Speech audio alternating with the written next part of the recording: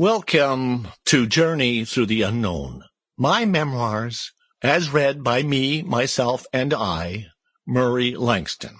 For your information, I will be reading this while not wearing any underwear, so you don't have to wear underwear while reading it either. Thank you. My memoirs actually details each year of my life, so let's begin with June 27th, 1944. The headline of the New York Times on June 27, 1944 read, "Cherbourg falls to American troops. Russians capture Vitebsk and Zlobin." The end of the Second World War was nearing. The other surprising news on that same day, well, at least to me, was that I was born in Dartmouth, Nova Scotia, a small town in Canada. I was actually so surprised that I couldn't speak for a year and a half. Because my parents were extremely poor, to celebrate my birth, the best my dad could do was hand out cigarette butts. When my father first saw me, he gave me a funny look, and I guess I've had it ever since.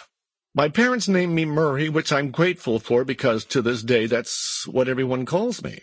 Years later, I remember wanting to know the exact time of my birth so a friend could more thoroughly research my horoscope. I called my mom, and the best she could offer was that I was born sometime between midnight and 2 in the morning. She further informed me that I wasn't born in a hospital, but in a manger. I mean a small bungalow where my parents lived at the time. My father's birthday was the day before mine, and a party celebrating it was being held, so I was born amidst an abundant amount of drinking going on. According to my mom, the doctor who showed up to deliver me was a bit of a drinker himself, and he immediately joined in the festivities.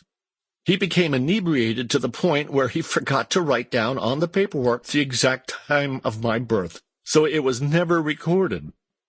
I've often wondered whether being born in the midst of a party could be the reason for the positive, fun attitude that has defined me throughout most of my life. I was my parents' second child. My older brother Ronald was born less than a year before on July 3rd, which meant that for 6 days every year we were the same age. Not that that means anything. What does mean something is that during that first year I was not breastfed because my mom had been convinced that formula was better for babies than breast milk. When years later she informed me of this, it would forever account for my lack of trust in the world of big business.